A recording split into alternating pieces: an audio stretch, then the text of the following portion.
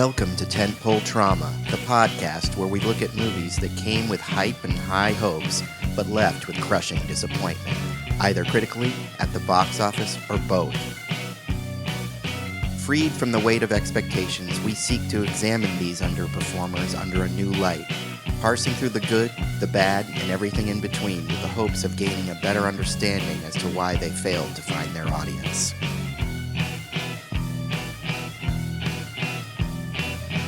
Warning, there will be spoilers, so if you haven't seen the movie that we're discussing today, I suggest you stop the podcast and go watch it. Then when you come back and listen, you'll get more out of the discussion. On this episode, we explore the 2016 film adaptation of Warcraft.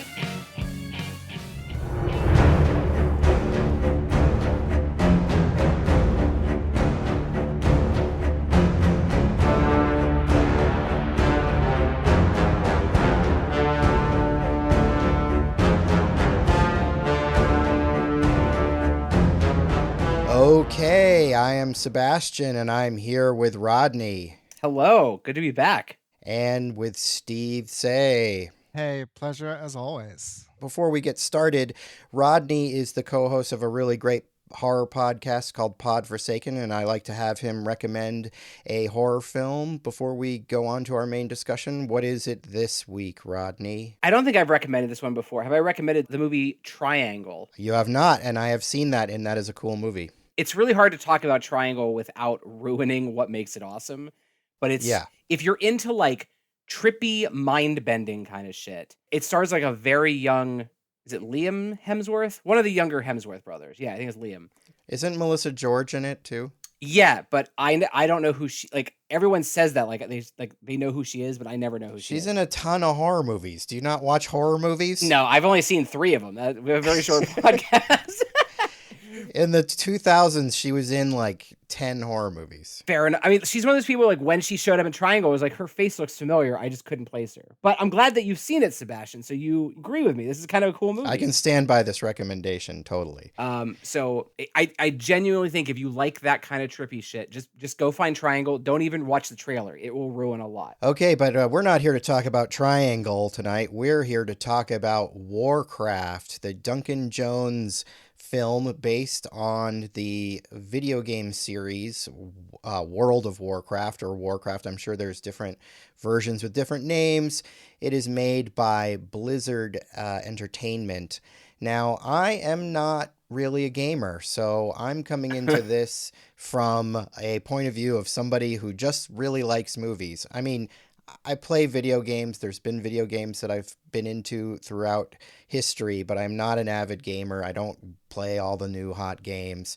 So, and I've never played a game of Warcraft in my life. So all of the mythology in here is all new to me. Rodney, you are a video gamer and you work in the video game industry, correct? That's correct. I'm going to push up my nerd glasses briefly, right? So it started with the game Warcraft, which this is an adaptation of. And Warcraft is basically orcs versus humans, right? There are 3 Warcraft games. Yeah. But those got spun off into the game World of Warcraft, right? Which is like a bigger version of that where, yeah, there's orcs and there's humans, but there's also all kinds of other races, right?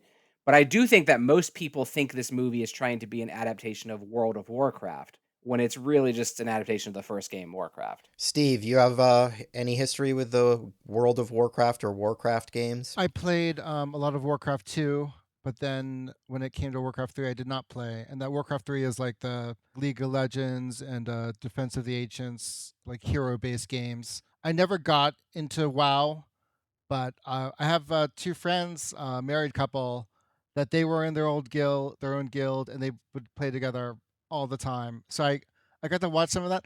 I am aware of the games, and I just did I think yesterday watched like 60 minutes of YouTube people talking about the lore of Warcraft. So nice. I'm pretty brainwashed right now, but I'm ready to spill it all.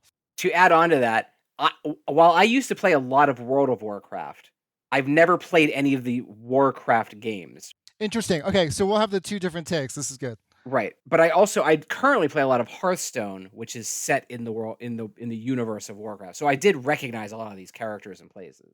Oh, cool. Yeah, Gotcha. there must be cards in So the game. between the two of us, we know everything about this franchise. That's good because I'm gonna need that information. I don't want like an actual WoW fan to listen to this and be like, Yeah, me neither. I don't know that much. what, like coming in and then like, I push on my glasses and then they push their glasses off straight into their brain, This movie was in development for years and years. At one point, interestingly, I remember Sam Raimi was attached as a director or producer or something. For a long time, it was going to be his project. But that didn't end up happening. It ended up going to Duncan Jones, who is the son of David Bowie, but a director in his own right.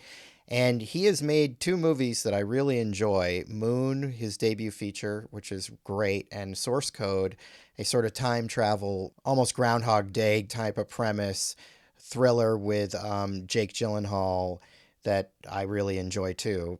Not huge movies, but I think both effective movies that do what they set out to do pretty well. So the idea of him directing this film, I thought, oh, cool, he'll probably do a pretty good job. I like both those movies. Like, I do not love Moon or Source Code, but I enjoyed them the one time that I saw them. And up until I watched Warcraft, I would have told you he's a good director, right? Uh, but he clearly has like a good sense of style, right? And was he Yeah. the right choice for this? I mean, clearly not. I know that now, right? But I could see how at the time you might have thought, based on Source Code, he could do a good job with this. I love Source Code. It's one of my favorite movies. I did like Moon a lot. I just recently saw Mute, which came after this, the Netflix movie. Yeah, that's right. He has a really interesting voice as a filmmaker. I have no idea why he was chosen for Warcraft. I think it kind of hurt his career, Yeah. but I'm really looking forward to what he does next, even still. I didn't hear good things about Mute, but I haven't watched it yet, but I would still be excited to watch whatever he did next. He hasn't completely ruined his credibility with me. All directors deserve a couple of shitty movies. But you say that, but you didn't watch Mute. Yeah, I heard bad things about it. I did too. That's 2-2. That's not a great record. No, I heard bad things about Mute as well, but I finally made myself watch it because we were doing this. And if you liked Moon, there are some fun Easter eggs in this movie. But yeah, it's something to talk about later. It's its own thing. It's its own thing. So we get the movie adaptation of the first Warcraft game in 2016. And I remember at the time hearing that it was going to be mostly CG, which proved pretty true. I think I was expecting it to be almost all CG.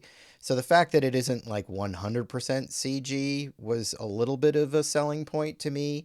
I did not go to see this in the theaters, though, because, the reviews were bad. Now, I am a high fantasy type of fan. I really love the Lord of the Rings movies.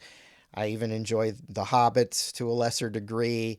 So it's not like if this had been good and the word had been good, I wouldn't have wanted to see it. I do like this kind of thing, actually, quite a bit. It's a genre that hasn't really been able to catch on in a big way. Really, only the Lord of the Rings movies have really managed to do it. And I think, obviously the Harry Potter series was very successful, but I kind of don't consider that the same thing. I know I'm probably splitting hairs here, but to me, it's not the same genre quite. No, I know what you mean. Well, because Harry Potter takes place in our reality with Right. wizards, whereas like Warcraft and Lord of the Rings are their own thing. Yeah, they take place in a world that is not our own. So it wasn't like if this had been some great movie, I wouldn't have run out to see it because I would have. But I heard it was bad and didn't get around to seeing it for the first time until it ended up on Blu-ray or whatever. Rodney, did you see this in the theater? No. If there's anyone who this should be for, it's me. I literally played World of Warcraft. I love high fantasy. Lord of the Rings is maybe like my favorite movie of all time. Mm-hmm. And I remember seeing the trailer for Warcraft and just being like, no, thank you. Like, I know mediocre when I see it. And then if the reviews had come out and said, this is actually pretty good, I would have then gone. But between a really bad trailer, the bad CG in the trailer, and then the reviews, I was like, nah. But I've secretly always wanted to see it. And so when you asked me to come on the show, I was like, absolutely. I've got it. Now's my chance. Right on. I saw it at a friend's place. We were drinking, I guess. Mm-hmm. I don't remember the first time I saw it. In fact, in the first 30 minutes, and we watched it in 3D, but my friend said, it's in 3D, it's in 3D. We had our glasses on, and then 30 minutes of the movie, I'm like, is this 3D? And then my friend's like, oh, whoops, it's not. And then he turned on the 3D. Uh-huh. And then I forget everything else that happened. And then I watched it twice again for this podcast. You got the 3D Blu-ray, as you showed me. Yes, the I picture. saw the first time in 3D, and then the second time not in 3D. The 3Ds, since most of the movie is in CG anyway, it's pretty good.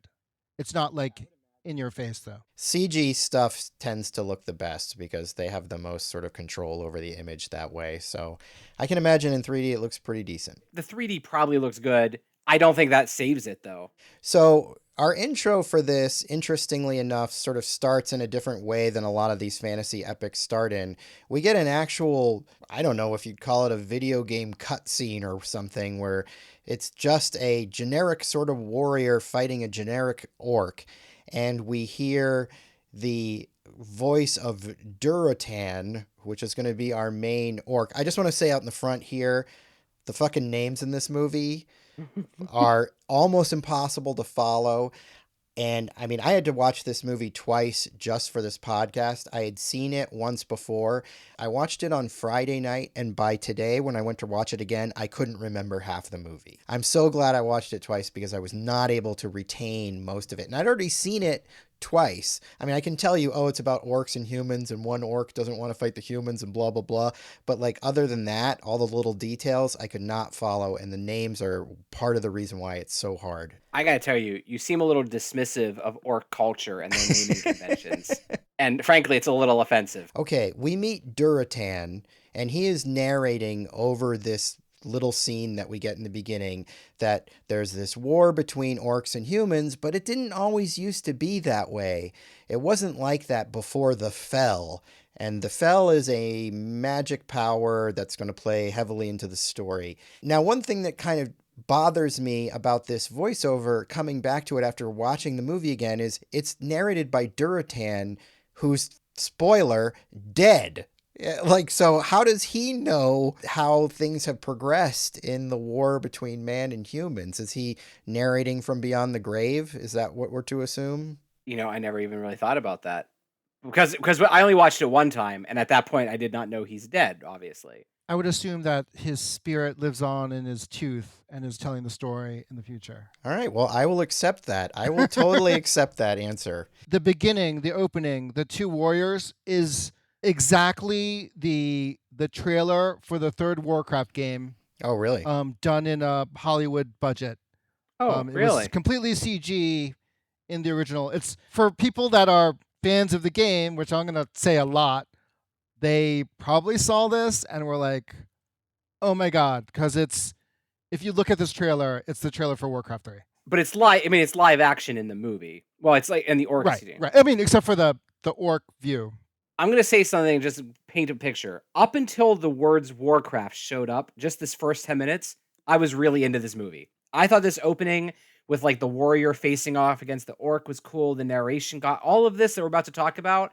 I honestly was like, I don't know what people were talking about. I think I'm gonna fucking love this. I was wrong. Well, like, the next scene we get is with the character of Duratan, who's the chieftain of the Frost Wolves, which is an orc tribe. And I guess they're a big deal amongst the orcs. And he's with his wife, Draka. So we've got Duratan and Draka.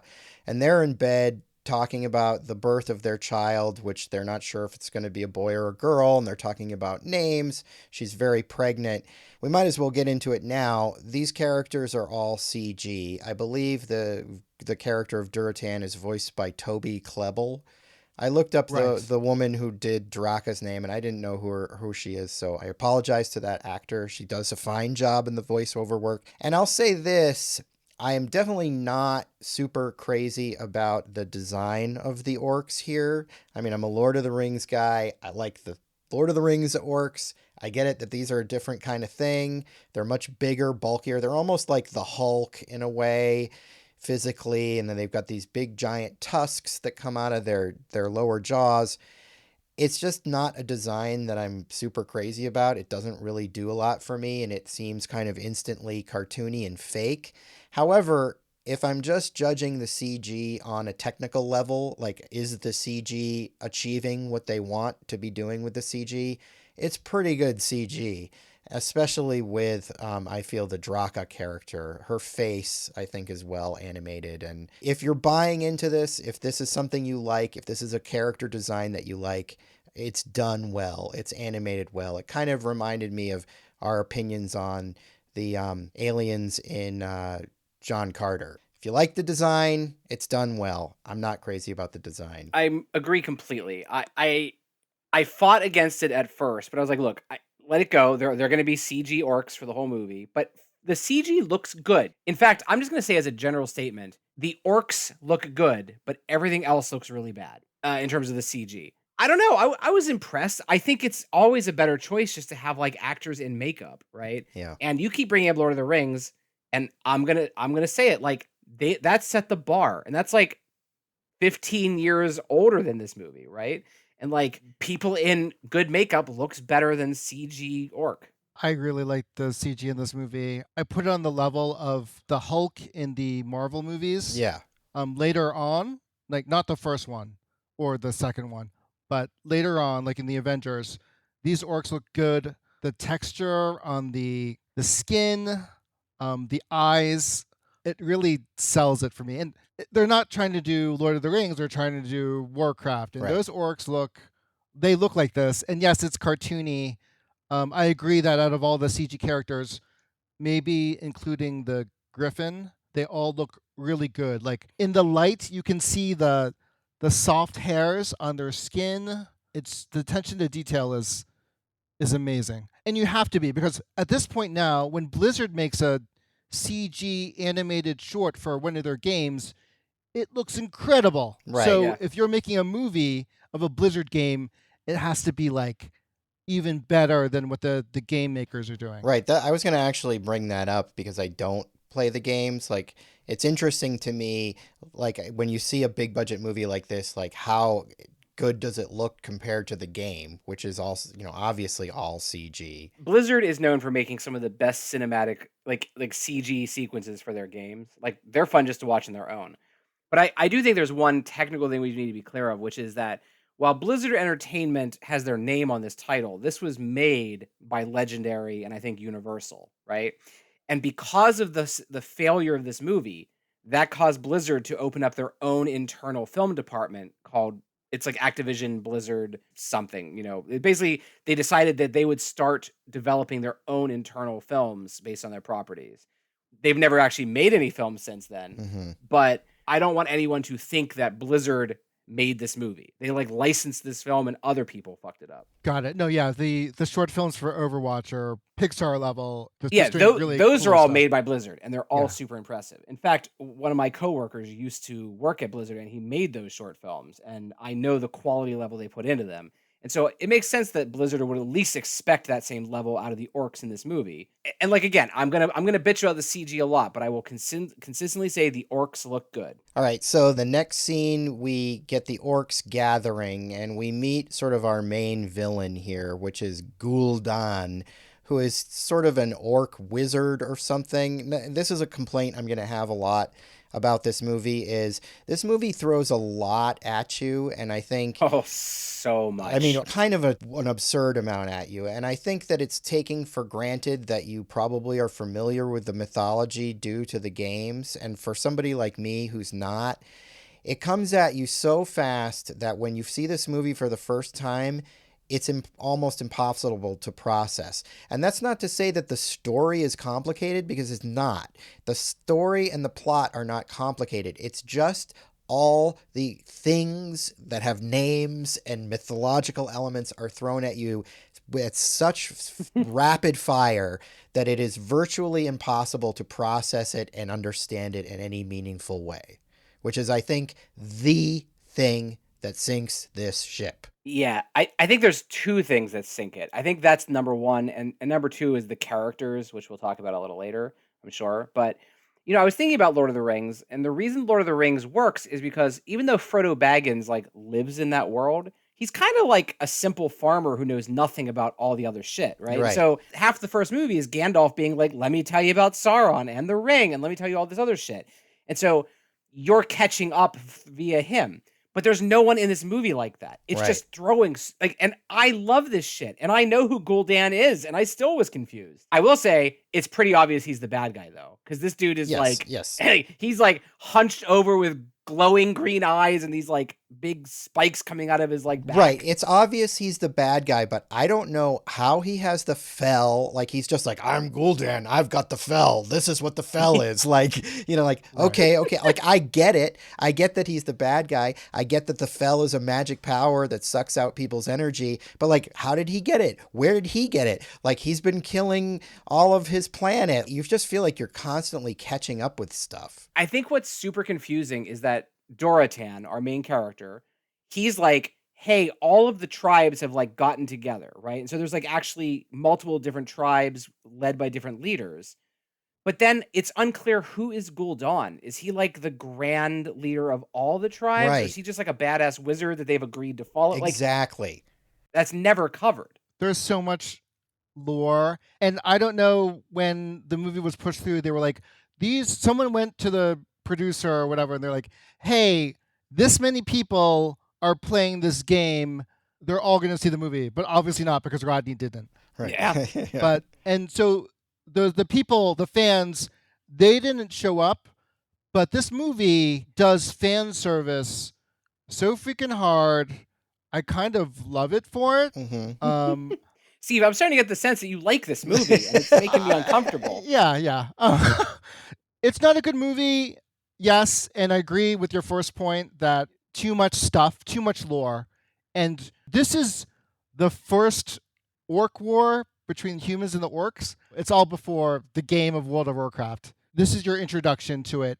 Gul'dan's played by, and this shocked me to hell, Daniel Wu from Into the Badlands. I did not realize that. I know him first from a movie called Love Undercover. He's been in a lot of Hong Kong movies. I gotta wonder for a lot of these people why they said yes and not just for a paycheck, and maybe not because they wanted to be in a Duncan Jones movie. I'll say this, and I know Rodney's going to disagree with me here. For the most part, I feel like everyone is giving the performance they are asked to do effectively. I do not feel that it works for me in a grand sense of where I'm understanding the characters or anything like that, but like nobody's sticking out as like a bad voice performance or even a bad acting performance. There's definitely an actor that I think should not have been in the movie, and we will get to him. What we should get to next is in this scene where we're seeing the gathering of the orcs, we're introduced to the character of Garona, played by Paula Patton. And the incongruous element here is that because her character is a half orc, whatever that means, because we don't ever get that really explained. I mean, I get it. She's half orc and half something else, but what is she something else of, a human? Right, because there are no humans in the world that they come from. We're totally going to get into this Okay. later. In fact, in the game lore, she thinks she's half human, which in this case would never happen because they hadn't crossed over yet. Right. But she is, and they've changed stuff around from the game, obviously, half Draenei, which are the blue people that are imprisoned in the beginning of the movie. And they just happened, that mix between orc and Draenei just happens to look kind of like a human being. All right. They felt like putting the Draenei in would be one step too far in terms of lore. Right. Well, they are there. I know what you're saying, Steve. She passes by a cage and there's these blue people in the cage and they say something to her, and okay, I get it. So she's half one of them. But it's a weird artistic choice because you have Paula Patton, who's a very attractive woman. She's playing this character of Garona, who I kept thinking of as Gamora, another green character played by Zoe Saldana, who looks a lot like Paula Patton. The characters are very similar. You can easily get Garona and Gamora switched up in your brain. So Gul'dan's got Garona on chains. Why is Gul'dan leading Garona around, and Garona seems to have all the privileges of a normal orc for the most part, except that she's a prisoner because she's not a full orc, and they even bring her with them. Why would you be bringing a prisoner? Like, either she's part of the team or she's not. It's such a weird choice. I don't understand it. I don't know. Was it explained later why she was in chains? If you watch this movie 3 times like I did, no, 2 times, you can extrapolate stuff about her. She's obviously a slave. You find out later that her name means cursed. Cursed birth, like half child, whatever. She's a character from the games. I think the problem here, and this is going to apply to a lot of these characters, is it's great if she's a character from the games, but give her a reason to be in this story. And they don't really give you a reason because she's just being led around. Like, if she was a character who was like, okay, she's a half-breed and everybody knows it and they've got a prejudice against her, but she's such a badass that it's like, no way, we're not going in through this portal without Garona because she's the best. Like, that would make sense to me. I'd be like, okay, she's a half-breed, but there's no way they're leaving her behind. In this case, they're like, why are you bringing your slave girl into the portal? Sebastian, if you're going through a portal to another world, you're not going to take your slave girl? Good point. Can I just say, I know you kind of mentioned it, but she looks so dumb. Every other fucking character is a CG creation. And here's this like girl in green makeup with fake teeth. And I don't know why someone thought this was a good idea, but it looks so dumb. And it's one of the things that makes the movie look cheap despite its incredibly high budget. It's just incongruous. It's like, if you're going to do that, have the other characters fit in with that aesthetic, and she doesn't. And be in makeup as well, like in Lord of the Rings. It made me feel like they put her in all the makeup, and they're like, boy, that took a lot of time. And they're like, what if we just do everyone else in CG? Hey, Paula, don't take that makeup off, all right? Well, and it's like, I feel if you've got a character in sort of interesting different skin tones than what would be normal, if you set them against other characters who are in sort of similar makeup designs, it can work. But in her case, it just looks weird because everybody else that she's around either has natural skin tones or they're a CG character. So it ends up just clashing really badly. And because she needs to be attractive, she can't have the giant tusks coming out from the bottom of her mouth. So she's got these little teeth coming out, and it just doesn't Wait, look good. you didn't think Draco was like super hot? Okay, to your point, we've got Draka, who's a female and who's sort of the same rough dimensions as Garona, but looks like CG. So again, we're in a weird aesthetic. If there's a uncanny valley for the half orc, like she's like, it's not quite right. That's exactly what it is. It's she creates an uncanny valley effect in the middle of the movie, which is already giving you an uncanny valley effect because everything's so CG, but then this is kind of throwing off that whole illusion. The big thing that happens here is they go through their portal because they're going to use Gul'dan's fell magic, which is this evil green magic that sucks the energy out of living things to use for evil, I guess. They don't really fully explain what exactly it does. I guess it just makes you powerful if you have it. It corrupts. It's a green magical energy taken from life, which corrupts other things. What's the good thing you get out of it? You get power. You get power, okay. You get the power.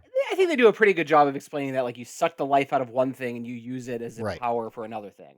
So, like, he kills a whole bunch of the blue people to turn on the portal. Right.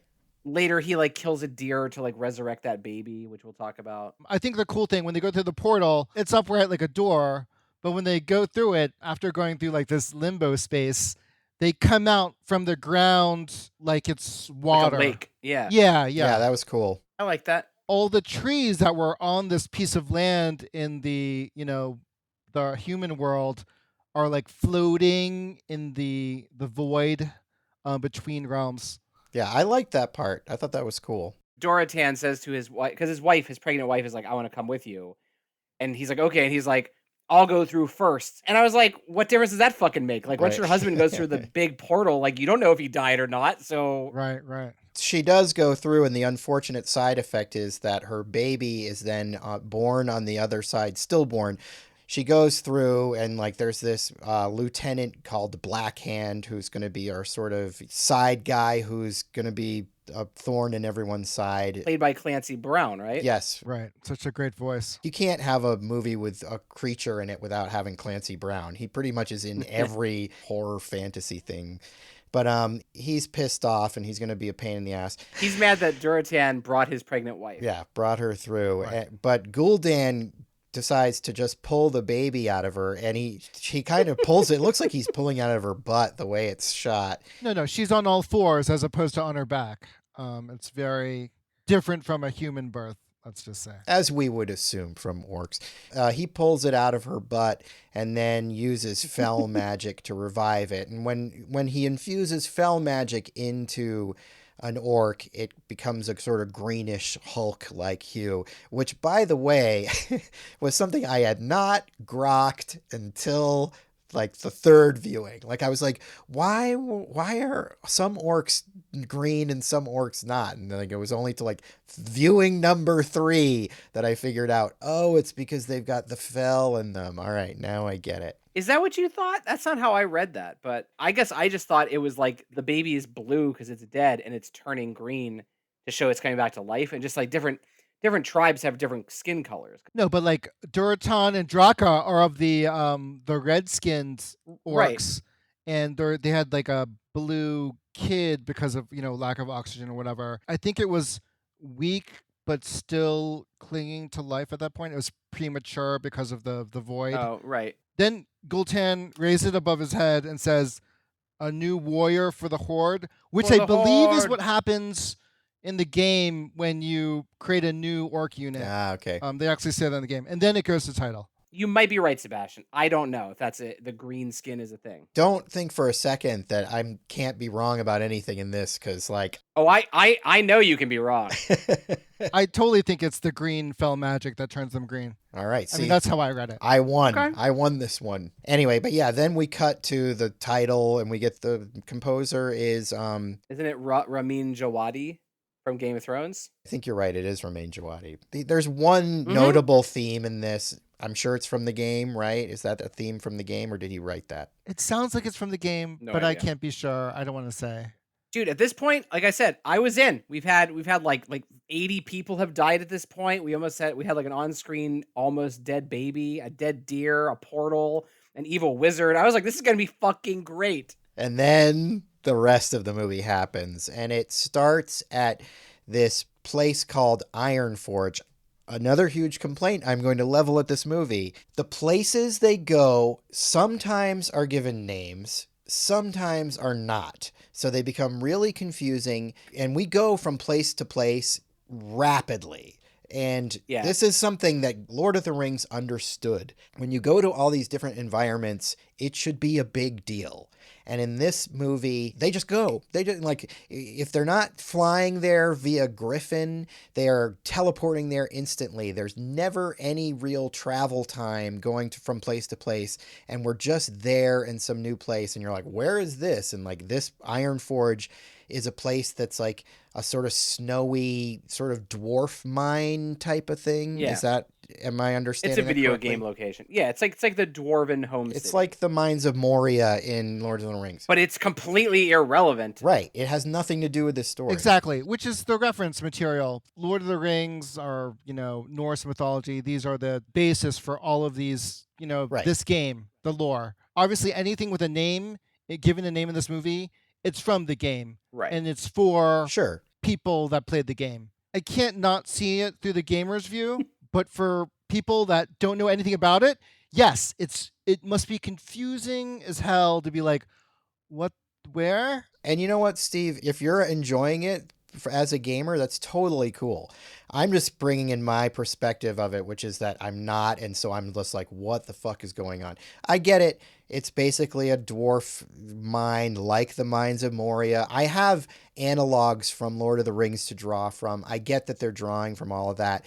It's just my like actually trying to like keep track of this brain is struggling really hard. And that's making it hard for me to get into the story because I'm like, where are we now? Where are we now? It's a weird disorienting effect. correct. You know what I mean? We're in Ironforge, Sebastian. It was very clear. Right. Okay. And here in Ironforge, we meet a CGI dwarf that's showing our hero, Lothar, played by Travis Fimmel, a boomstick, which is basically like a mini musket. So in this world, we have guns. I get it. That's fine. I'll buy it. Travis Fimmel, we should talk about because he's sort of our main guy, and he's clearly cut out of the sort of Viggo Mortensen Aragorn mold as a hero. He's got the kind of shaggy hair and the beard. I had not seen this guy in anything. I guess he came to fame in the Vikings show, so that's why he was cast in this. I have since seen him in Raised by Wolves, a show I really enjoyed, and I thought he was really good in that. He's not given the opportunity to bring a lot to this character because of the pace of the movie and the way everything runs. And I also feel that he is sort of a more inherently villainous type of an actor. And I feel that kind of comes through weirdly in this, where I'm supposed to think he's the Aragorn noble hero, but I'm always kind of like, when's he gonna like turn on everybody and like kill everyone? He's just got this kind of look in his eyes that's kind of, I don't know, evil or something, and it comes through a lot in Raised by Wolves, but he's our hero. I'm going to go ahead and say I think he might be the most boring main character I've ever seen in an action movie. Look, I've never seen Vikings either, right? I know he's like people love him from that, and I agree, he's great on Raised by Wolves, but I'm just talking about this performance. This is the most bland character ever put on screen, and he's the fucking lead of it. And part of it is the writing. I'm going to say most of it is the writing because his acting is okay. He's doing what he's supposed to do. Yeah. But he's also not like winning me over. I'm not No. sitting there being like, "Oh man, I like this guy." Nope. Right? Dude, I watched this whole fucking movie. I didn't even know he had a name until you just said it. I do not know any of his skill sets. I don't know his history, his backstory, what he wants, who he is, where he comes from. Nope. The only thing I can tell you is that like he's good at jumping onto birds. Right. And he fights pretty good without any shoes on. We learned that later. He's a good fighter. I know he's a good fighter. Barefoot fighter. Let me ask you this. What's his job? What does he I don't do? even know. I do not know. That's what I'm saying. He's the king's brother-in-law. That's true. There's no reason for anyone to freaking know this, but back in the day, Lane, Medvin, and Anduin Lothar adventured together. Okay. They were the trio of heroes in the old stories that no one cares about. That should have been in the movie. That needed to be in the movie. But that wasn't versus the orcs, which is what, people want to see Warcraft for. Travis Fimmel, yes, I've seen Vikings, or at least the first season, thought it was great. He does come off as kind of sinister, which works perfectly in Raised by Wolves. Yeah. Here, he seems kind of foreign, and I think he's from Australia. Yeah, that's another weird. I thought he was like Dutch. But his or accent's something. so weird. Yeah, like I it's thought he really was like weird. from Scandinavia. I thought he or was something. Dutch or something because of the way his accent goes. But no, he's from Australia, which is really odd. I mean, he's an odd presence, and I feel like casting him as your righteous warrior hero is not a good move. No, the casting director was like, "Yo, Vikings, did you not love it?" And they were like, "Put him in there." Can I also say this movie has no famous people in it? You made like a $200 Oh, it million has a movie. famous person in it, and we'll get to her. Oh, that's true. There is one. Yeah. And Sebastian, I didn't look it up, or Steve. What is the budget on this movie? It's $160 million. Dude, who makes $160 million movie and doesn't put any famous people in it? All the money went into the CG budget. I'm pretty sure.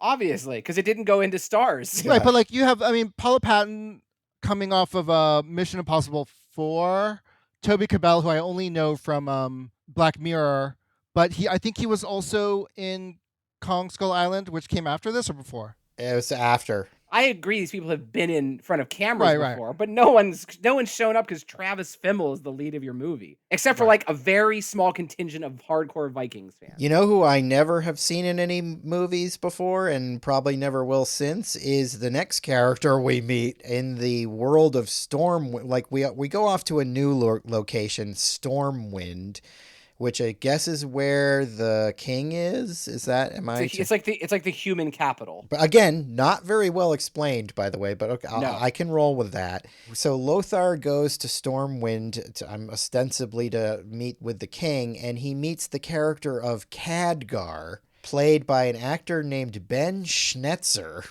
Okay. He looks like that's his name. That he does look like that's his name, and he is mucking with a corpse. All right, we need to stop here for a moment because I need to talk about this character and this actor.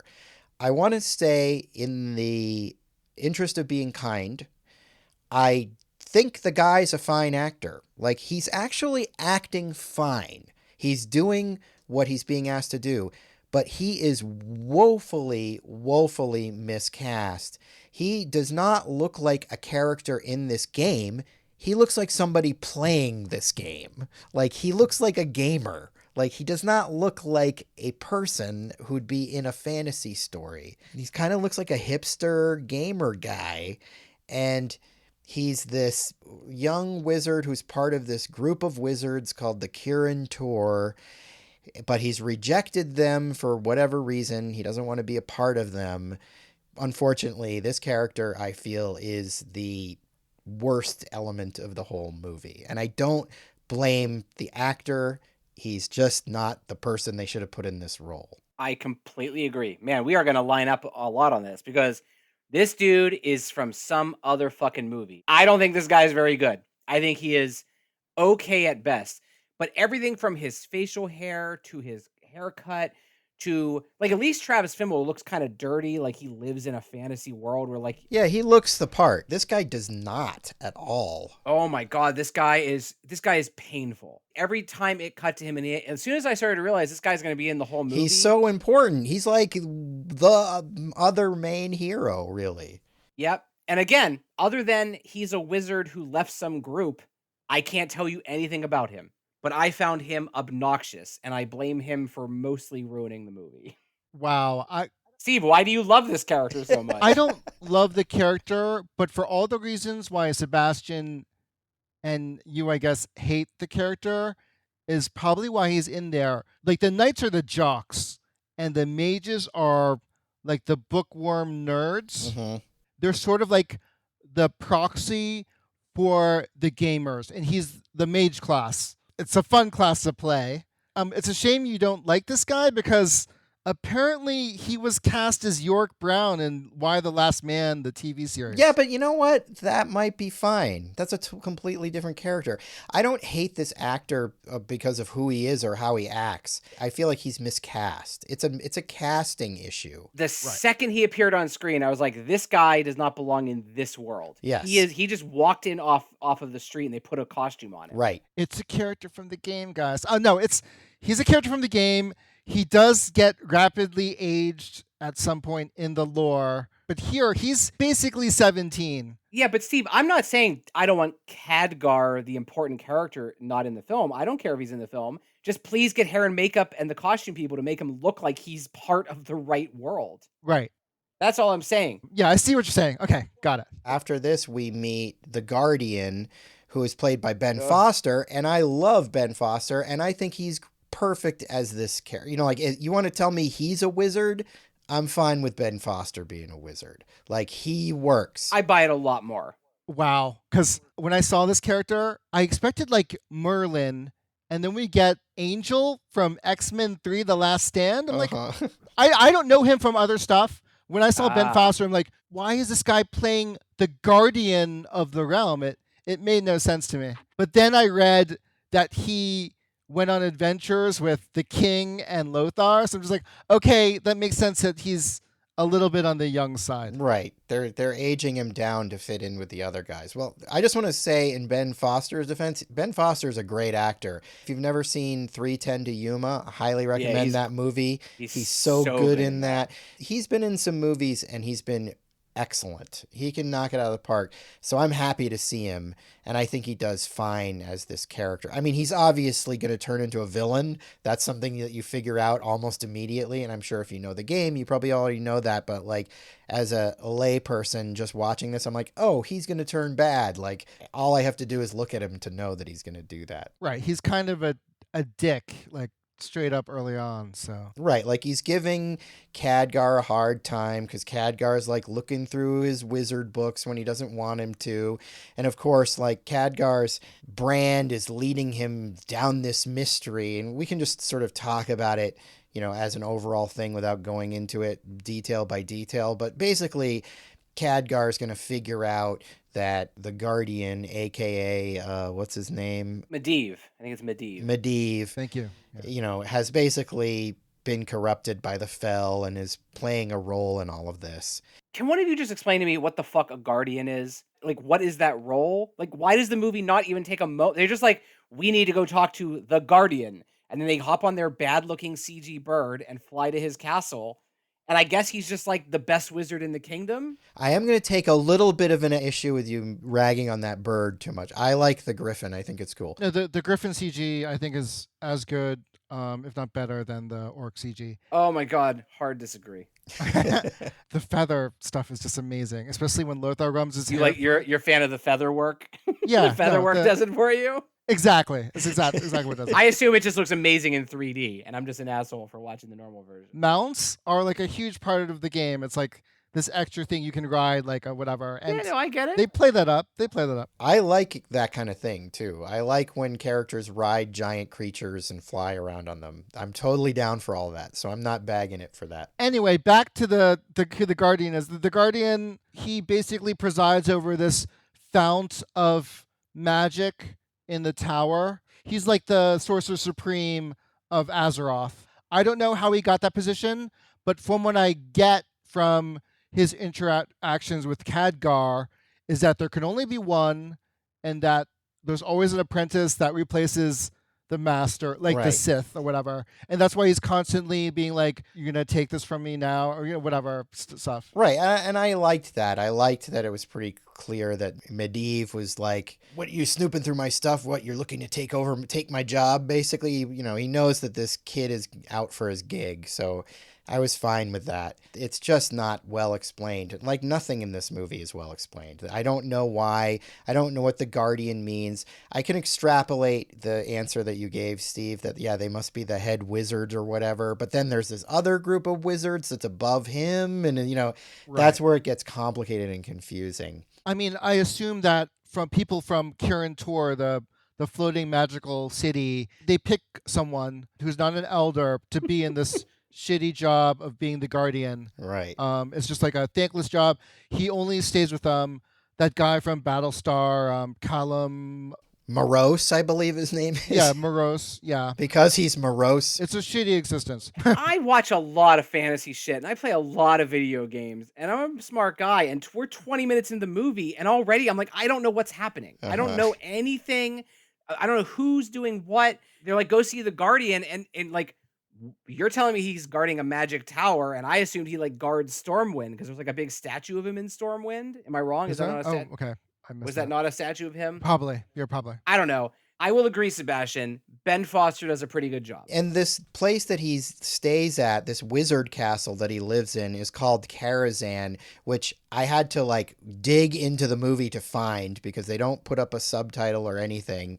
And this is a location that we're going to come back to multiple times. Like, we keep teleporting back to this location. In fact, one of the 3 climaxes that happens at the end at the same time is happening in this location, yet it is never explained to us what it is, where it is. Like, is this part of Stormwind or something? Or is this just in some other place? Or where is this in relation to everything else? It's far enough that you need a griffin to travel to it. Right. That's true. I got that. It's also a location from the game, apparently. Right, of course. No, we can assume that all things are from the game. Sebastian, it's based on a video game. Right. The major thing that's sort of happening here, without going into every last detail, is Duratan is having doubts.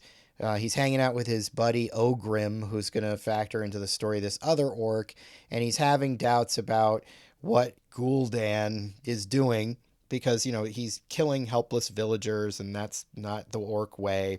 as if you couldn't tell that, maybe sucking the life out of other things and using it for power probably isn't like a noble enterprise either. But still, we're setting up our conflict here that there's this one orc who's going to stand against the bad guy and join in with the humans to upset his rule.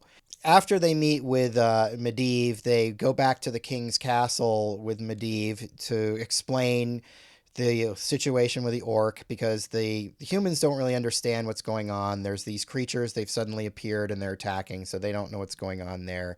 Medivh explains to them what is happening, and this is where we meet Lothar's son, who's named Callan, who's like a sergeant in like the king's army. And we also meet the king's wife, who is also Lothar's sister, Taria, and she's played by an actress, Ruth Negga. And the king, Lane, is played by Dominic Cooper, who is an actor I've seen in a lot of things. He was Tony Stark in in Right. Captain America. He's been in a bunch of stuff, but again, he's not like a name. He's just a guy that's shown up in a ton of stuff. He was in Preacher with Ruth Negga as Tulip. And they, at this point, they had been dating for, I believe, 6 years or something. Oh, really? So it's interesting to see them paired again as husband and wife in this movie. I think I first saw her in the Agents of S.H.I.E.L.D. show. Mm-hmm. But she's since gone on to do better things. And then Dominic Cooper, he was in that really garbage Need for Speed movie. He was also in Dracula Untold. He was the villain in that. Anyway, I actually like these characters somewhat. Not Callan, the son, but I do like the king and I like the queen. They don't have a lot to do, but they're at least, they're noble and they seem like kind people. Oh, they seemed like lovely, kind people. I mean, that honorable nobleness definitely plays into, welcoming Gamora. Let's just call her Gamora. She's Gamora. Yeah, let's just call her Gamora. Yeah, Gamora. I'm going to call her into that. the fold. And that trust plays an important part later on when it's seemingly broken. The king and the queen are fine. I do have to say that the king's crown is the dumbest prop in the movie. It looks more fake than the fucking CG orcs. Like, it's embarrassing. Now, you can make fun of his crown, but don't you make fun of his sweet lion helmet, because that lion helmet is sweet. Yeah, that's pretty cool. I love that lion helmet he wears later. But yeah, so, they're basically trying to figure out what's going on with these orcs. And so the next scene we get is now the heroes are just sort of suddenly out in the woods somewhere. I guess they were just going to the site of some sort of skirmish or fight in the woods, right? Someone comes in and says like, "Oh, there's smoke," and then Lothar's like, "We need to get at least a body to see who the hell these guys are," and that's when they're going out. Right. And before, Khadgar had figured out that the fell by getting it out of a dead body, so it's sort of been established that that's how they're finding stuff. They go to this site of a skirmish in the woods, and then the bad orc Black Hand attacks, which, and unfortunately another problem is the design of the orcs makes it a little difficult to tell them apart, so I'm kind of like, is this Black Hand we're dealing with here? And it's like, Black Hand is named Black Hand because one of his hands is all charred up, right? I'm not quite sure about that. He does have these giant, like, cool, like, dinosaur shoulder pads. Right. Or they're wolves or something. I did not notice if Black Hand had a black hand or not. I just remember he had like the big black beard and the cool shoulder pads. It's sort of dumb, right? You have this character named after the thing they're known for, but they only get that later in the movie. Right, that's what I'm saying. Like, he doesn't get his hands burnt off until this scene. Right. So it's like, did they like psychically know that's what was going to happen to him one day? It's like, don't name yourself Decapitated, because then... When Dorotan's parents, when he was born, they're like, this kid's going to be dark. Let's name him Dorothy. It's like, whatever. It's orc culture. What can we say? So Black Hand shows up and attacks them, and Lothar's son is there, and he gets knocked down, but he's not killed. But this is basically, foreshadowing that bad shit's going to happen to Callan at some point. Like, I think he gets injured like twice before he's finally killed later. We know where this is going.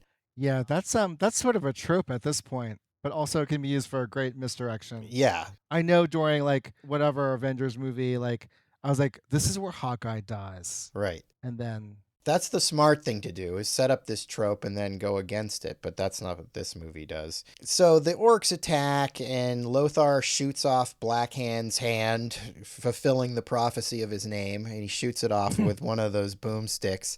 And then Medivh uses fell magic to kill the green orcs. At least that was my understanding, right? right, he's sending out this earth shock wave that basically pulls the fell forcefully out of the green orcs, thus draining them of their life force. And to protect Medivh, Khadgar emits a blue shield, Yeah. and that's when Duratan is like right about to kill Medivh, and then he realizes that these humans have this magical power also. I have to say, I was a little annoyed by the wizard powers because I felt like they came out of nowhere, and it was like, not to keep harping on Lord of the Rings, but what I like about the character of Gandalf is like, he's a wizard and he's a badass, but he doesn't just like bust out like crazy magic all the time. Khadgar's supposed to be kind of like a low level dude, but he's like busting out serious like shields and all sorts of stuff. Like, why can't he just fuck everyone up? Like, they just seem so super powerful, but yet their power doesn't seem to do that much. Whenever they do magic, it's like some crazy blue CG, and it's like, it just seems like it's a big fucking deal, but I guess it's not, because it doesn't really affect things that much. Yeah, I'm with you. Like, he has the power to like literally like levitate an orc and like hold him up against a tree, and they like question him, right? Does he question him while he's up there? That's how they get Corona. Right. And I'm like, really? Like, first of all, maybe you should round up more wizards, because it seems like they're a lot more useful than like swords and shields. But also, I'm with you, Sebastian, but I also thought the magic looked kind of stupid. It just didn't look very impressive. I'm sort of half with you, half not. I thought that the special effects of it were pretty cool at times, and I bet it looked good in 3D. It bugged me more that I didn't understand what their power levels were, and if they've got this power and they can do all this shit, it seems like they should be able to take care of a lot of these problems really easily. They don't really want to explain what the magic really does or how much they can use, but they just kind of bust it out when they need to. Right. I mean, typically that magic comes at a physical cost. I'm just extrapolating that Khadgar was so freaking good at magic at the school that he like pulled up Bill Gates and was like, "I'm so smart, I'm out of here." Right. I disagree with the way you're teaching stuff. I'm just better doing this on my own. Right, and we do see the cost of things on Medivh, but he's also infected with the Fell, so I don't know if it's because he's using magic or because of the Fell, you know? Right. Yeah. Right. It's just like many things in this movie, it's not clear. And as somebody who doesn't play the games, that's a problem. Like, this was not made for people who don't play the game. It's kind of not. It's kind of not at all, which is the chicken before the egg. Like, we're making this for the fans, but then we want everyone to see it. There is a cool scene here in this forest where, like, Lothar fights a wolf riding orc. So I like that. I like that there's a wolf rider in here. And he shoos the wolf off by, like, holding one of the orcs prisoner, and makes a joke about, once the wolf runs away, he makes a joke about, like, it would have been a good coat. And then that's when Garona attacks Khadgar and he subdues her with magic. So they load Garona and this orc into a prison cart, and as they're rolling along, Lothar is sort of questioning Garona, and she's giving him information sort of freely, and the other orc, who can't speak English like Garona can, which we find out she learned from just some prisoner they had or something. That's why Gul'dan brought her. She's not only his slave, but she's so freaking good at language. She picked it up within a couple of days from some human prisoners that they captured. It's the only explanation. that made sense to That me. would have been good if that was explained in the movie. I can buy that. I can buy that as a extrapolated reason for sure. So what they're basically establishing here is this bond that's going to form between Garona and Lothar, a sort of romance. Rodney, what did you feel about this romance? Did you feel that this was Jack and Rose and the Titanic level kind of tragic romance? I think it was a little more powerful than that. Yeah. It really moved me. Like I said, I really just don't care about these characters. And I mean, much like yourselves, I know I just watched this 2 days ago, and yet whole sequences are missing from my brain now. So I don't remember if anything even becomes of their romance. It does in the worst way possible, which we'll get into later. Yeah, I mean, like, look, I like obviously there's one like sexy green orc, and she's talking to the main character. So I'm like, clearly they're gonna have a romance story here, right? I do think it was confusing because when you first meet the orcs, they're all speaking in English, but then you meet the humans and they all speak in English. And it's not till later you realize that they're actually speaking different languages, and I just understand them both. It's a movie conceit. It's like the beginning of The Hunt for October, where Right. they're all speaking Russian, and then slowly they start speaking English, and we're meant to think that, to understand that that's Russian. And they're doing that here, and they actually do it a lot with Garona as she plays translator in the movie. Later on, they do another sequence where like they switch and they fade from now the orcs are speaking English kind of thing. Right. They do it the one time, and it I understood it then, but I did not understand it at this point. Yeah, I mean the prisoner orc is basically saying, "Stop talking to this guy, or else I'm going to kill you." Stop talking, and then she keeps on talking, and then he goes to kill her, and then Lothar stabs him in the neck, and that's the beginning of this understanding. So they take Garona to meet the king, and the king seems fine meeting this strange half orc woman. And Garona explains that the orcs aren't from this world. Like there's this big map on the ceiling, and the king is like, "Where are you from?" and points to the map, and she's like, "Not from anything there. We're from a whole other world." So now the humans know that the orcs are coming from an entirely different dimension, basically, is my understanding.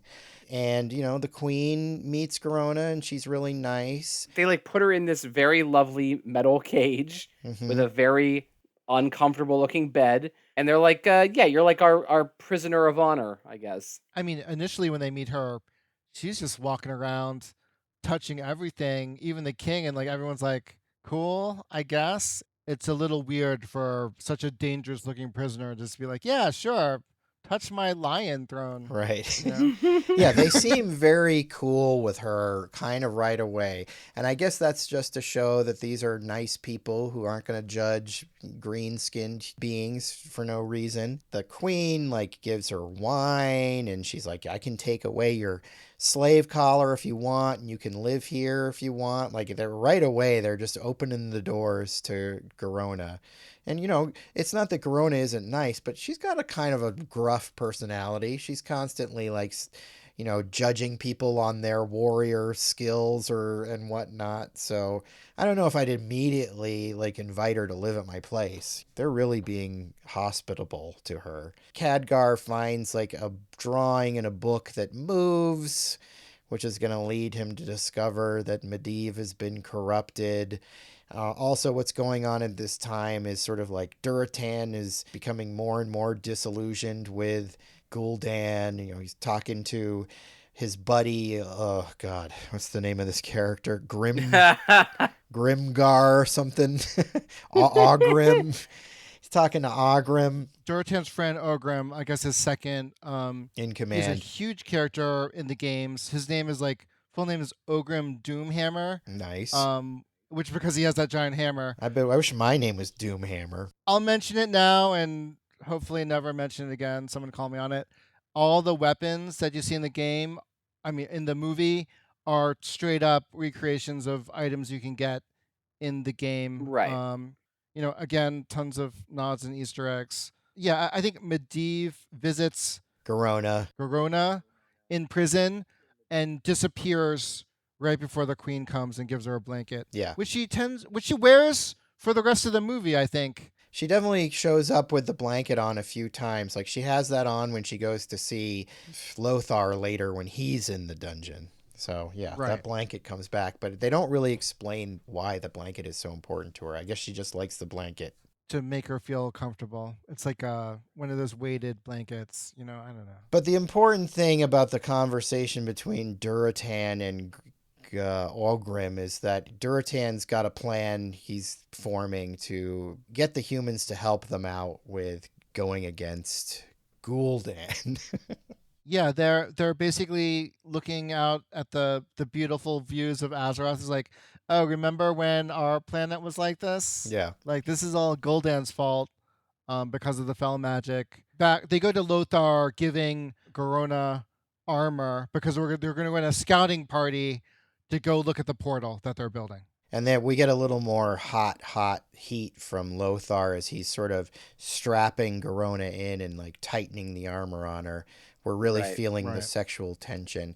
Let's take a moment here, and because it's a podcast and we have to bring up Avatar, we get a lot of CG environments in this, which I think some of them are pretty cool. Like, I like the sort of foresty jungle that a lot of this takes place in, and we see this particularly in this conversation between Duratan and his buddy there. Overall, I think I prefer the CG environments in this movie to the actual physical sets. I think every physical set, mainly like the castle and so forth, looks terrible. Like just like embarrassingly bad. At least with the CG environments, there's a certain kind of like I don't know, yeah, like it's that Avatar thing. They can do more with the background. And I think the lighting is more dynamic in those sequences. I think that's the problem with the real sets that you're having, honestly. I think it's the lighting. The lighting is so Yes. hot and high on the normal sets. They would look so much better if they could be darker and have more shadows to them. But because the CG is so bright, they have to match the look of the sets with the CG. And so you're seeing these sets that when you put like crazy bright lights on them look kind of fake and cheesy. Are you talking about the scenes with the human actors that are in sort of Castles I and just stuff, assumed yeah. everything was on a green screen and that everything was fake. No, I don't think so. I mean, like the throne room is clearly like a real physical set they built. But no, you're right. It's the lighting. Like there's these scenes where like there's like candles burning, but it's clear that there's like 40,000-watt bulbs above the stage shining like white light down, Yeah. Like I said, every time it cuts to what the orcs are doing, it felt like more of a real movie to me. That's why I was bringing up Avatar, because I feel like in those moments, it feels more of like a complete realized world the way Avatar does. But yeah, when they go to the humans and there are sets, it has the same sort of effect of Garona being a human amongst orcs. It's like it sticks out weird. Like I said, throughout there were certain sequences where I was like, "Hey, that looks pretty good," and other times I was like, "This is embarrassingly bad," and I'm just surprised how wide that margin is. There's one that I found really, really embarrassing, and that's like later when the king is saying goodbye to his family, and it looks like they shot it on the Disney where they have the Disney parade. I'm like, Yes, why are we suddenly yes. at like where the Disney parade happens? Like, so the heroes ride up into the mountains and make camp, and we have this scene where Khadgar is kind of admiring Garona's hotness, and she mocks his unmanliness and is like, he wants to lie with me. And we learn that she's survived this long because she's gotten a lot of broken bones, and broken bones heal stronger. And this is where, like Steve was saying, we learn her name means cursed. Her mother was burned alive, but Gul'dan saved her and kept her alive. Again, I don't know why. I want to understand why. Like, we never really get a scene with Gul'dan and Garona where we understand their relationship in any way. Like, but yet he's done all this shit for her, and she's going to turn against him. Like, there could be this whole interesting thing where it could be like, well, I've got to stop Gul'dan, but he was the one who saved me, and he's like my dad in a way, you know what I mean? But we don't get any of that. We don't ever really understand what their relationship is at all, and I found that frustrating. Not to get into like weird genetic stuff, but like Now we have to. the first person that made like a liger or some other hybrid between two species of animal, you're like, well, I could destroy it because it's like a bastardization of creation, or it's like, this is interesting. Let's see how this plays out. Right, that would be fine, but did Gul'dan create her? Or is he just like, oh, she's interesting? Oh, it's just lore stuff, man. I mean, she exists. I thought she was going to say my dad was a human, and then he like fucked my orc mom. Except that wouldn't make sense because there were no humans where she comes from. Right. But all she says is that my name means cursed, and I took that to mean like that's clearly because you look like a weirdo to all the other orcs, right? Right. But I genuinely don't understand her backstory. And you're right, Sebastian. I didn't even think about Gul'dan. Like, the only time you could have seen is at the beginning when he's dragging her around on a chain. But even if she was like, oh, I fucking hate him for dragging me around with a chain, then I could understand that. I'm not even asking for much. The only thing we get from her is that she kind of likes him because he saved her. Like, if you're going to have these character moments, you should try to have them mean something. And I feel like the movie doesn't manage to do that. And like, we get this moment here where Khadgar's like, hey, my parents hated me too. And they sent me off to Kirin Tor and I didn't like it there. No. This was like someone had a huge family, like a, whatever, like huge Irish family. Oldest son's going to become a priest. This is exactly what happened here. Sure. Yeah. Except they like sent him to like the most badass magic Right. academy in the entire land to become the most badass wizard. He should have met like, Ron and Hermione and gone on all sorts of adventures, but that's not what this story is, unfortunately. So they go to the Great Gate, which is this thing that the orcs are building. Here's another confusing thing about this movie. So the orcs come through a gate, but then they've also got to build a gate. Like, there's a whole bunch of gates in this movie. Dude, I was so confused by that. Yeah, like, what gate does what? And at one point, one of the gates turns into a gate to somewhere else that, like, it's completely nuts. So on the orc planet, Draenor or whatever, Gul'dan makes the creation of the gate so that they can leave their dying planet. I got that. Yeah, that's Yeah. the easy one to understand. They only take initial raid party of the horde, like Right. maybe a quarter or a third. Yeah. And then on the other side, Gul'dan saying, yeah, we're going to capture life there and suck their power off to bring the rest of the army in. Gotcha. But since we made a one-way portal, we need to build a new one so that we can open it to whatever. Okay, so like basically it's like they have to create a one-way portal each way. Yes. Okay, that was unclear, but that makes sense. But in this case, it's a two-way portal. Right. He's like, so it's like they got there and he was like, fuck, there's no way to go back. I should have made a two-way one. The portal is point A to B, but you can go from B to A, but you can't go behind A from the other side. It's a one-way. Right. We'll see that later in the movie too. That plays into one scene. Right. So they're spying on this gate and they're seeing all the orcs collecting like prisoners to use as fuel. Durotan sees them and he sort of sneaks off to hook up with Garona. And like Khadgar is with her and like Durotan comes up behind Khadgar and like, I don't know, like strangles him so he gets knocked out or something. I forget what he does, but he basically subdues Khadgar in some way. And he confers with Garona, tells her that he wants her to get the men to meet at this place called Black Rock. So we've got Black Hand, Black Rock, confusing names. He's enlisting her into this conspiracy to overthrow Gul'dan is basically what's going on. Durotan's hand's so big that he can just grab Khadgar's face. And it's done really well. Like I'm really believe the CG human interaction like throughout the movie. Yeah. Yeah, the hand looks like it's really touching his face and stuff. So, yeah, it looks good. Medivh returns to the wizard castle, and we see he's really exhausted and something's consuming him. We get our obligatory boring council meeting that's in every fantasy story and Star Wars story where a bunch of people argue in a council. This is where they give all the nods to WoW heads because you actually get to see the elves, Right. which are another faction Yep. in this, game, but like, or just not important to this to this conflict. Can I just say that the design of the elves in this is terrible? Like, elves Yeah. are supposed to be fucking cool looking, and these elves, I wouldn't want to be one of these elves. They've got these ridiculous eyebrows, and their ears are way too big. Not into this elf design. It's supposed to look like the game. Yeah, I agree. It looks horrible. They certainly have made them look like the game, but the ears particularly look really embarrassingly bad. Like they just look like Halloween props. These elves are not hot, and I like my elves to be hot, and they're not. But yeah, I kind of figured this was just giving us WoW candy. Yeah, they actually one of the guards comes in and tells their commander and says like my liege, which is straight up from the video game. I'm sorry, the computer game. It's like one of the lines. It made me smile when I first saw it. I think it's the only thing I remember from my first viewing.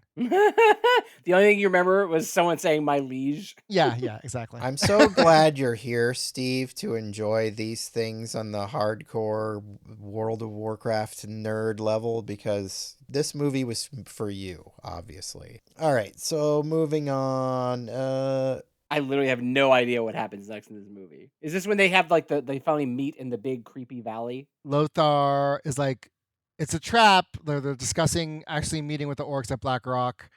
And then Tarja gives Garona a knife. Right, which I don't understand this, because she's like, basically Garona tells the king of Duratan's plan, it's like, hey, we should meet up with these people. And like the king's like, okay, and like Steve said, Lothar's like, it could be a trap. And then Garona's like, no, orcs don't lie, they have honor.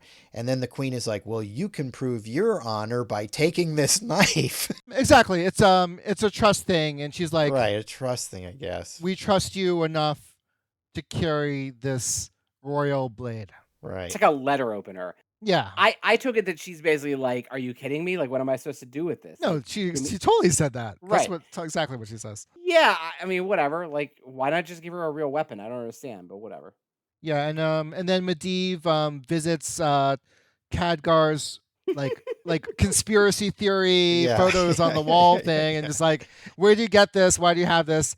And then he burns it all. Yeah. So we're like, Oh, yo, right. what the fuck, Medivh? Every time it cut to Medivh, I was like, I forgot this guy's in the movie. I don't know what this has to do with anything. This hurts my head. And he actually burns one of the things right out of Khadgar's hands. Apparently, the scene was all practical. Really? The burning of the paper. Yeah. Yeah, it looked like they just used that paper magician's shoe, flash paper. Right.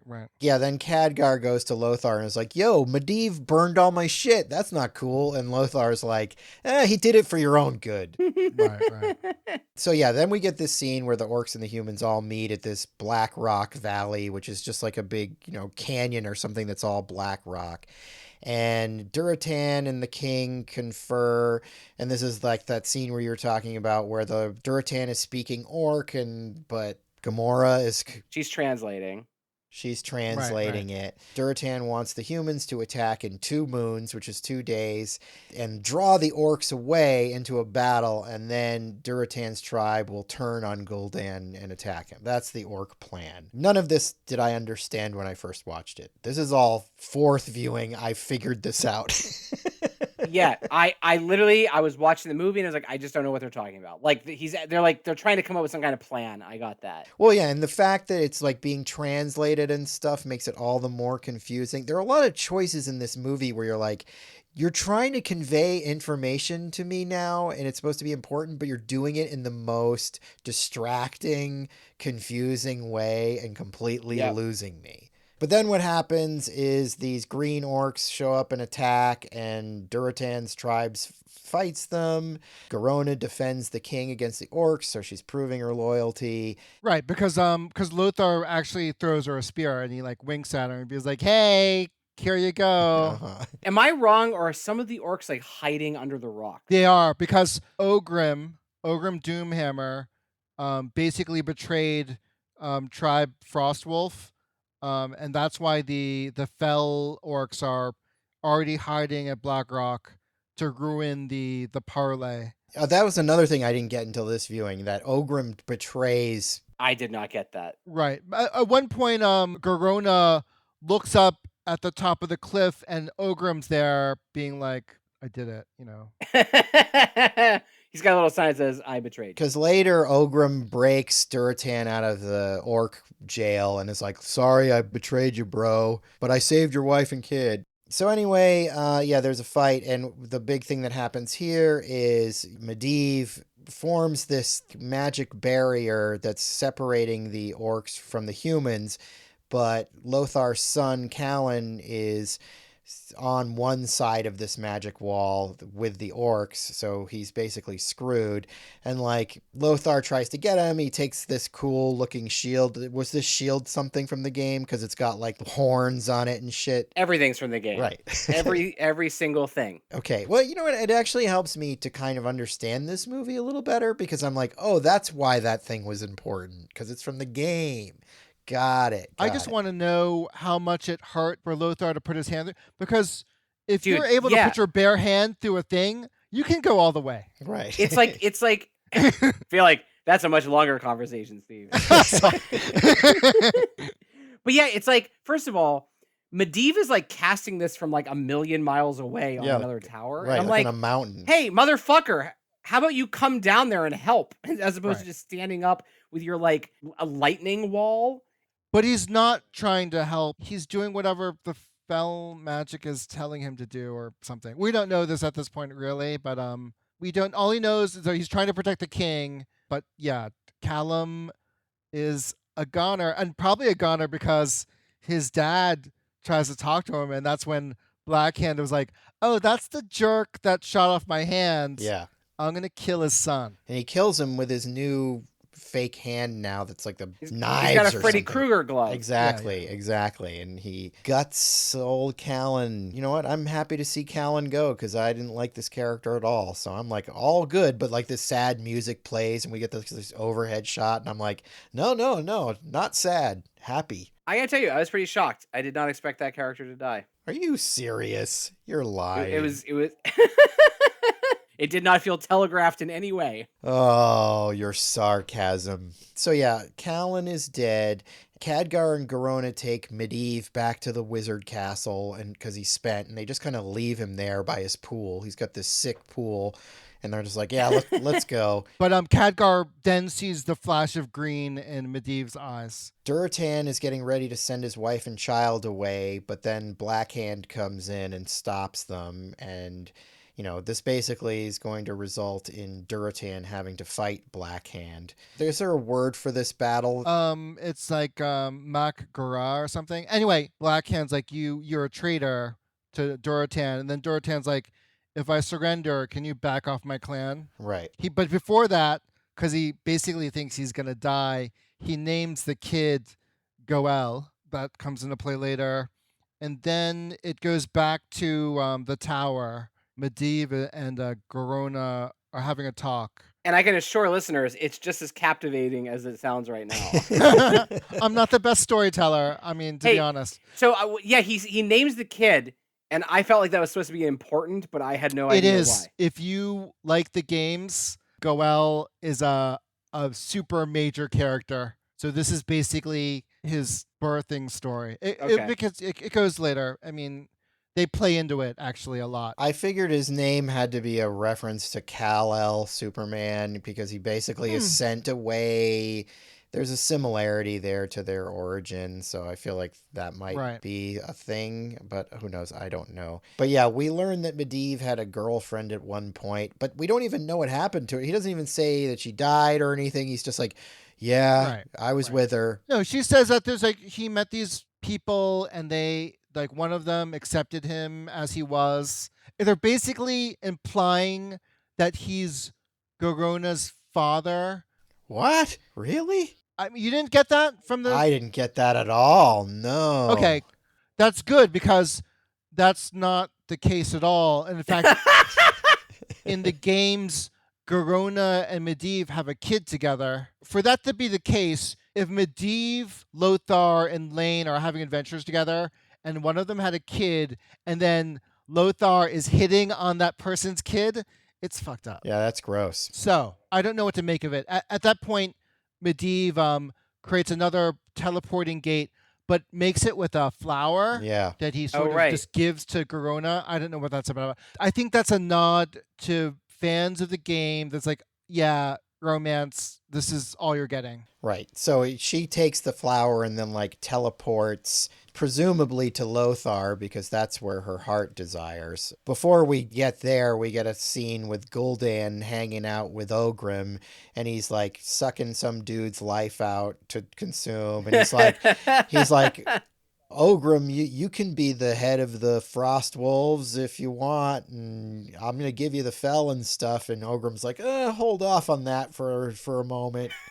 No, right. He plays it off pretty good. He's like, and actually, Golden says like, yeah, yep, you're very, clever or whatever, smart. Basically, Ogrim's like, you know what? If you turn me into a fell in front of all the other guys, then that would be more acceptable Right. than you just doing it right now. And then Gul'dan's like saying like, yeah, once you bring the rest of the horde over, I'm gonna gift the fell to all of them. And then Ogrim's like, yo, wait, that's not cool. Right.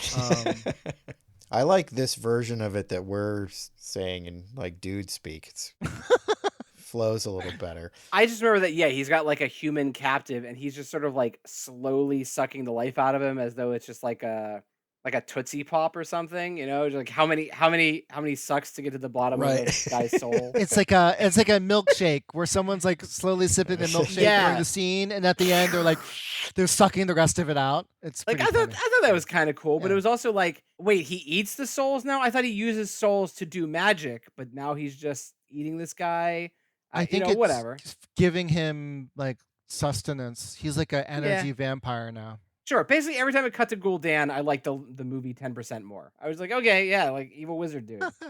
You probably didn't like the next scene though, because we cut back to like Garona and Lothar because she's found Lothar and he's like drunk on a table somewhere, and he tells her that Callan's mom died in childbirth and he blamed her for that at the time, but he's not going to blame Garona because Garona feels responsible for getting Callan killed, but Lothar's like, no, it's not your fault. And they have this, she sort of hugs him and they sort of look into each other's eyes, and then it just sort of fades out. But like they totally did it, right? Like they got busy right there. I would assume so. I mean, like it was more than like a hug. I think she was like sucking on his neck and giving him a hickey. Yeah. I mean, that's what it seemed like. But it's like, hey, I know your son just died and I saw it from the top of a cliff, but let's totally bone right now. It's super messed up. It's super messed up. Was I supposed to assume that they had sex there? No. No. I didn't assume, but Okay. they definitely had a romantic moment, which seemed odd. There's no end to the scene. They're just staring into each other's eyes and then they fade out. So I was extrapolating, but I mean, were they like, oh, that was awkward, and like Every scene should end with the director going, cut. So yeah, Gul'dan sends the orcs after the Frost Wolf tribe, but Ogrim lets Derek leave with her baby, so he gets her free. Bo Derek. No, Draka, right on. God, the names. Khadgar flies to Cloud City to seek the help of the Kirin Tor, and he tells them that Medivh is unwell, and it's like they're like, oh shit, okay, so he's unwell. You know what you should do? You should come back here because we've got this giant cube. It's been acting weird lately. Maybe that's got something to do with it. Khadgar comes in and says, like, from a page from the book, is like, hey, what's Aludi? And that's when the Grand Wizard is like, oh, okay. Come back You can't say here. Grand Wizard. Sorry, That's offensive. sorry. I thought they were just like, yeah, our cube's been acting weird. You should check that out. So like Khadgar goes to look at the cube, and then it opens up this door into the cube, and he steps in and meets Aludi, who is the one famous person in this whole movie. It is Glenn Close for, I don't know, maybe 3 minutes of screen time, wearing like a CG cloak. I don't know if she's a ghost or what. Dude, yeah. I was like, I don't know what's happening. I just don't. Why is Glenn Close in this movie all of a sudden? This is when the acid kicks in and you're like, what the fuck am I watching? Where did Glenn Close? Glenn Close is here. What's going on? She's not even credited in the movie. I don't know why she did it, whether her someone she knows was. It's called money, Steve. Yeah. Okay. But I mean, you get paid, and then you're like, don't put my name in the credits. I bet you anything this is a grandkids thing. Like, my grandkids Oh. love Warcraft, and they offered me $100,000 for 2 hours, so I did it. That was probably what happened. Maybe she's secretly a nerd because she was in Guardians of the Galaxy That's also. true, yeah. I mean, I do know that this scene was a reshoot, and they specifically added this Really? later. Someone I know who used to work there told me that tidbit. But I don't remember what she says to him. She says, like, from light comes darkness, and from darkness comes light, which I'm assuming is a game thing, right? That's just like a general fantasy thing. Basically, she's just saying, you've got to stop this or the whole world is going to be destroyed, which, I mean, we kind of knew this, but whatever. It's fine. I guess we're hearing it from the horse's mouth here. I'm expecting to be like, excuse me, who are you? Like, what the fuck are you talking about? Like, Right. And she's like, I'm the cube, obviously. Shut the fuck up. But I'm also the ghost that was in that other book that you found earlier. The book talks about Alodi, and Alodi is the cube. I guess she's able to jump between anything that has her name written in it. I don't know. But it's very lore heavy stuff. The more we talk about it, the more I realize why like normies make fun of nerds for like us for liking this kind of shit. Totally. Right? This movie's like aggressively nerdy and not in a good way. Right. I'm kind of hating myself for knowing this much about the Anyway, so we go back to Medivh in the wizard castle, and Morose is helping Medivh up, and Medivh is sort of apologizing to him this whole time because he's about to kill him, which is completely telegraphed. Medivh goes into the pool, and it turns green with fell energy, and he confesses that he's corrupted, and he's like, I brought the orcs into this world, but he's not even really sure how he did it, so I'm assuming that he just somehow got corrupted by this shit and played a role in it somehow. After he kills Morose, he grows like demonic chin spikes. Yeah. So he's semi-possessed and unaware of half the shit he's doing. Okay. Again, not completely clear. Did we say who Morose is? Did we even cover that? Morose is the assistant. Yeah, he's not important in any way, but okay. Those chin spikes were so dumb. Like, so dumb. They're not as dumb as what he becomes later when he turns into Hellboy, basically. I know. Hey, before he becomes Hellboy, he becomes like the Frost King from Game of Thrones, basically, but green. Yeah. Yeah, but like a cheesy version. Anyway, so that happens. We get more of the humans planning. They have a big planning session with Right, it's the same map. This is the first time you see an Asian actor in I believe the entire movie. He's one of the war council captains, and the one other black character besides Ruth Nega. It's sort of like here's the diversity, guys. This isn't going to win any diversity awards, certainly. I mean, it's like they tried, but not hard enough. So the humans are planning, and Lothar is drunk or something. He's all messed up, and he's like, this plan isn't going to work. We got to take all our men and just throw them at this. But the king's like, but we won't have anyone to protect the city. And then like Medivh shows up, and he's looking right now. He's not looking like a demon anymore. He's got himself a sick new robe with some like feathers on it and shit. And he's like, don't worry about it, guys. We got this with my power and whatever. We're cool. But Lothar's like, don't trust Medivh. He's unstable. And then Medivh's like, well, Lothar, maybe you wouldn't feel that way if you didn't let your son get killed or whatever.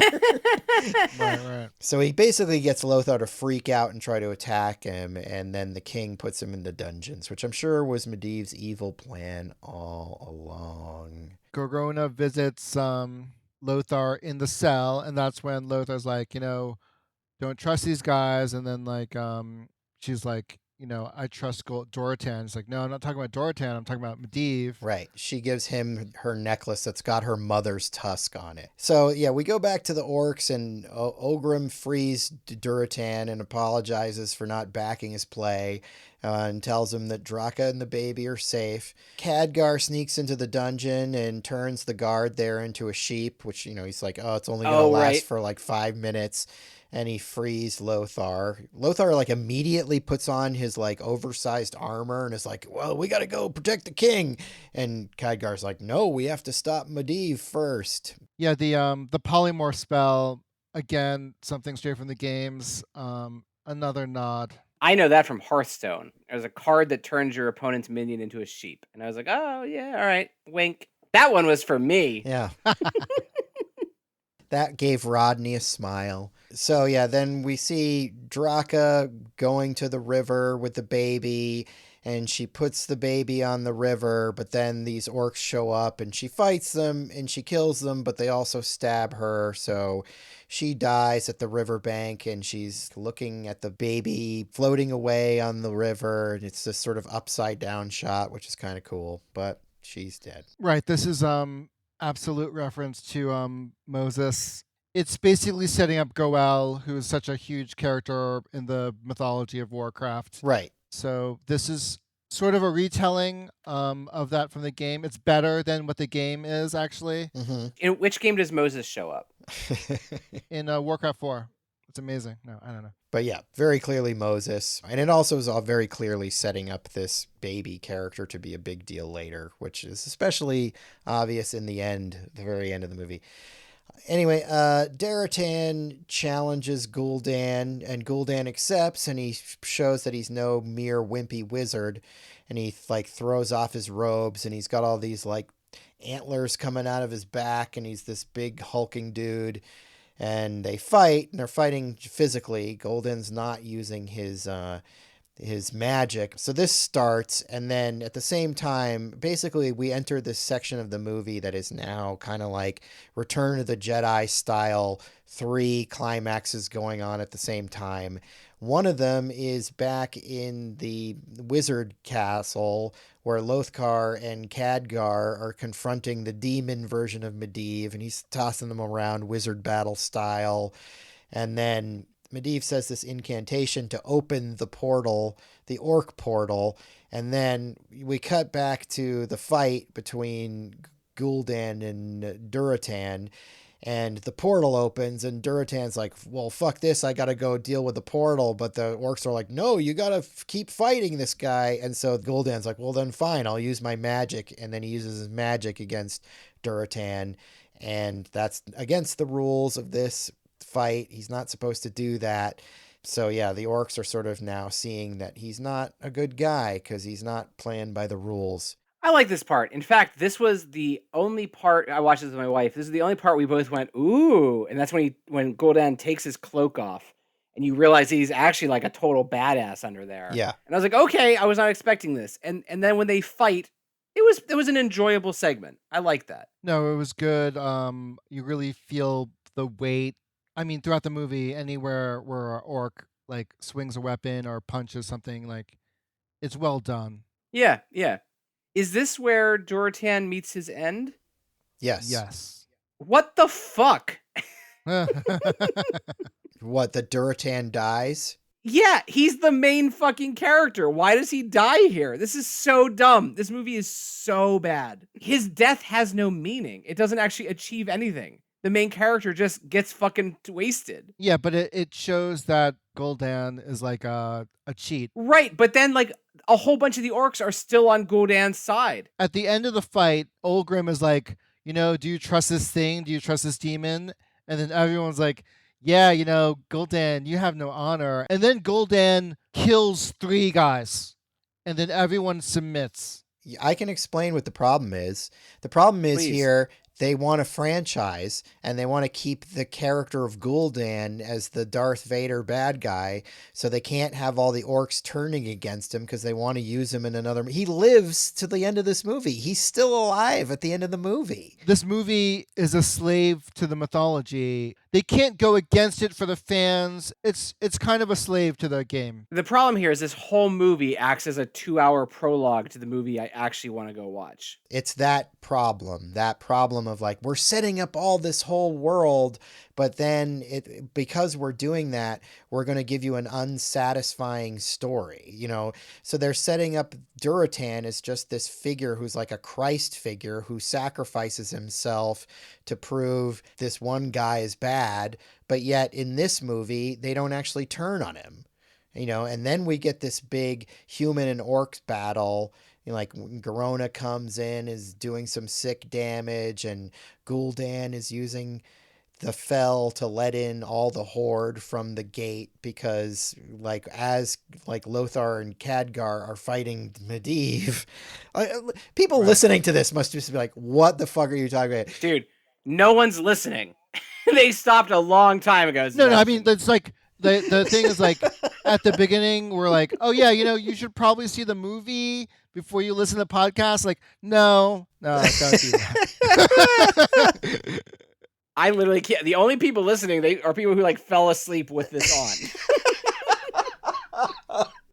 Oh, it's true. I saw the movie and I don't know what you're talking about.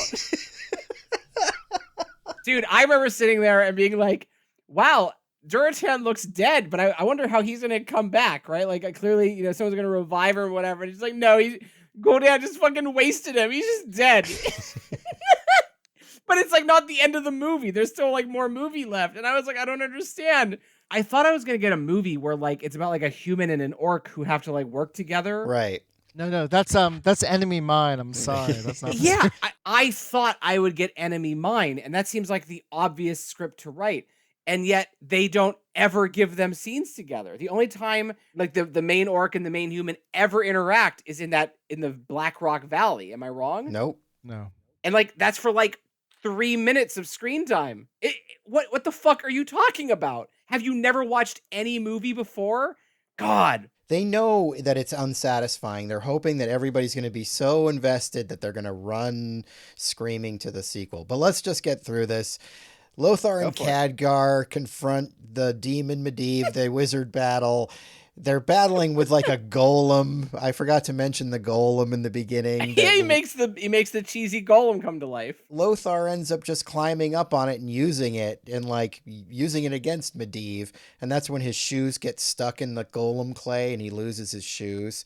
That to me is the most upsetting thing in this whole movie, is that our main character goes without shoes for the last 20 minutes. They have to get Medivh into the fountain, which is a very video game-like scenario. It's like, we got to get him into the fountain. They do that because he's chanting. He's got to concentrate on chanting so that he can open up the portal. And then they get him into the pool and then pin him in the pool with the golem because Khadgar uses his magic to make the golem fall. And then Khadgar absorbs the fel from the demon and says true light comes from darkness and dispels the fel. And then Lothar's all worried now that Khadgar is going to be infected with the fel, but he's not corrupted because he's a good wizard. He checks his eyes. Yes, he checks his eyes. Right. And then Lothar's like, cool, dude, I got to go, and goes jumping off the castle onto the griffin. And I remember that from the trailer when it happened. I was like, oh, right, this is the moment I decided not to see the movie. And then as Medivh is like sort of lying there, sort of dying, he opens up the portal to make it go to Stormwind. Now the king orders all the people into the portal to go to Stormwind, so he's saving all the people, and that's where we get that shot where the orcs are going around to the other side of the portal and trying to get at them, but they can't because you can only go in one way. This is the Medivh redemption story where he's like, the demon has been dispersed and destroyed all of the land around the castle, which is apparently in the game when you play it, that's what it's supposed to look like right. Dead forest. And his last act as a hero is to open the gate so that the people can escape. So all the people are getting into the portal, and the Garona's trying to get the king to go through the portal, but he's like, no, I'm going to save here and save all the people because he's a hero king. But then, like, so Medivh is with Khadgar, and he makes his sort of final confession to Khadgar, and then he dies. And so when he dies, that closes the portal. So now the king is trapped, and he's with Garona, and it's just, they're basically surrounded by orcs. And Black Hand sees the king, and Black Hand's like, I'm gonna get me that king. So he's sort of working his way through the crowd to get at him, and the king turns to Garona and is like, you gotta kill me so that you can claim the honor of your people. It's the only hope for peace between orcs and humans, which I don't understand why this would guarantee peace between orcs and humans, but This is the dumbest part in the movie. Like, I literally thought I was somehow missing something, because like the king is like being a badass and fighting, and then he just suddenly stops and he's like, here, take this letter opener and kill me in front of everyone. And I'm like, what the fuck are you talking about? When did Right. you learn how orc culture works? Why do you think that would work at all? So, I mean, I guess Lady Taria tells Dom Cooper, Lane, basically, when she goes to give the blanket to Garona, Garona's like, if I kill you, I'll get a honor for killing our queen. right. So at that point, it's a lost cause. All the humans are going to die. The portal's closed. There's no way back. Lane knows they're a goner. Garona is a traitor, like straight up. She betrayed the orc people. So Lane, because he's such a nice guy, is like, hey, the only way you're going to get out of this alive is if you kill me. Then you'll be back in the good graces of the orcs for having killed the king, and you'll live. That's why that happens. Right. And somewhere down the line, then you'll be a leader and you'll somehow make peace. Yeah, you'll remember what I did. Right. And somehow maybe be a force for change. Again, setting up something for a later story is Right. what it is. Doesn't make perfect sense in this moment in this movie, but I can see where they're trying to go with it. It's just, in this moment, it's dumb. But not as dumb as when Garona stabs the king in the back of the neck with the dagger, killing him. Then it's like she's at a Pearl Jam concert, because, like, all the orcs are like... They also like, see, there's body surfing. Yeah. They're like crowd surfing her, like, you're a badass. And like... Yeah, crowd surfing, I meant. And Gul'dan's like, I declare Garona awesome. And everyone's like, woo! Why can't Black Hand just kill her anyway and be like, I killed the girl who killed the king? Doesn't that, like, what? Why does it not work that way? Orc honor? I have no idea. Sure, orc honor. Orcs are really big into honor, Rodney. If you've learned nothing from this podcast, you should have learned that. Let's say, lead singer of Pearl Jam is crowd surfing, and then someone outright kills him. I mean, not They cool, become dude. the lead singer of Pearl Jam. Okay. Eddie Vedder, I'm sorry. Eddie Vedder flies in on a griffin and, kicks some ass barefoot. And then he finds the king with Garona's dagger in his neck. So he's brokenhearted that Garona has betrayed them. He grabs the king's body and tries to fly off with it, but Black Hand grabs him. So now Lothar's got to fight Black Hand one-on-one in that orc fighting ritual or whatever. The Mak'gra. Mak'gra. Yes. And it's a quick fight because Lothar pulls this sweet sliding move and cuts Black Hand right through the groin, killing him. So that's the end of that. What the fuck? Here's like an opportunity for like a cool fight, and it's over in less than 10 seconds. You know what, though? I'm glad, because we've already had like 2 of these like one-on-one fights. Yeah, but those are orc on orc. This is a chance for like a human on orc fight. Right. I agree. If you were going to make this a bigger deal, then you've got to make one of those other fights shorter, because I was like ready to be done with this movie, and I don't want to sit through another like fucking 10-minute fucking fight like between 2 characters, Everyone knows the best action films have the shortest fight at the end. Like when you get to the end of the Raid 2 and he just shoots the guy. Do you not like the moment in Raiders of the Lost Ark where the swordsman comes out and is going to fight Indiana Jones? You think it's going to be a big fight and he just takes his gun and shoots him? That's not the end of the movie. Is that the last fight of the movie? No. Okay. Look, I hear you. At the same time, I don't want another long fight here. I just don't. I want this movie to end. Then Gul'dan's like, orcs, I want you to kill Lothar, but because he fought with honor, they won't do it. So the orcs are like, no, we're not going to do it. And then Garona convinces Gul'dan to let it go and to let Lothar leave. because if he doesn't, then the orcs are never going to respect him or whatever. And so Lothar flies off with the king's body, and Ogrim takes Duratan's tusks to give to his son. Lothar goes back and tells Khadgar that Garona killed Lane, but Khadgar's like, no, I don't believe that. I believe it was for a reason. So Khadgar's still holding hope that Garona's on their side. And then we get a kind of cheesy funeral where the queen addresses everybody. They're trying to pull like a triumphant, like Lord of the Rings or Star Wars style ceremony ending, but it's for a funeral. So like the dead king is like behind her in a funeral pyre. Yeah. And she's like, this is a day of triumph or whatever, even though the king is dead. And like, this isn't a cause for celebration, but whatever. And then she's like, gives the king's sword to Lothar, and he like raises it and is like, for Azeroth and the Alliance. Which is weird because does that mean he's king now? Because if he's king, then that means he's married to his sister, and that's creepy. No. He's king. His sister is the widow. Yeah, they're not married. They're just gonna bang. Yeah, I think at one point you overhear one of the soldiers say like, "Oh, Lothar, you should be the ruler." Anyway, the for the Alliance is a line from the games. Gotcha. Right. Just like for the Horde. Right, exactly. So this marks the beginning of the first game, Warcraft. It's the beginning of the first Orc War. That was one thing I did know going into this, was that it was basically a big prequel to the game. We cut to the title Warcraft, but then we get an end credit scene where we follow the baby down the river and is picked up by humans, and they look at the baby, and we're getting some narration from his dead father about how he's going to be a big leader one day. And then the little baby snarls at the humans, and we're done. Whew, I'm sorry, everyone. I apologize. You had to sit through this. So yeah, that's Warcraft. Now the box office for this, as I said, was 160 million. It made domestically 47 million, which is pretty abysmal. Yeah. But there's a silver lining to this tentpole trauma, because this movie made 439 million worldwide. So it made money. Yeah.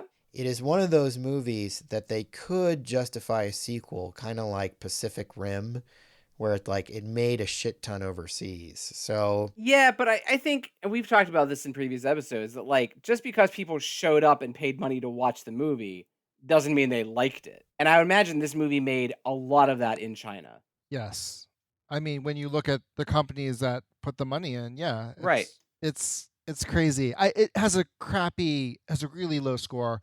It's definitely not for people. It's not for mass consumption is what it is. Yes. It's for people who are super into the game. It sounds like, at least on some level, that it's enjoyable to people who like the game. Like you've gotten some enjoyment out of it, Steve. Right. But I'm like a surface layer fan of games in general. If we got like someone that was super into the Blizzard Warcraft lore, would they feel the same way as me? I have no idea. No, they'd probably think it shit all over everything. It probably only satisfied people who are just kind of like sort of fans in the game, wanted to see some, Easter eggs and shit, and they're like, oh, cool. But it's so self-serious. It's a movie that tried to please one specific audience and then ended up pleasing no one. But apparently a lot of Chinese people. So what am I to say? Who knows? I think ultimately it comes down to,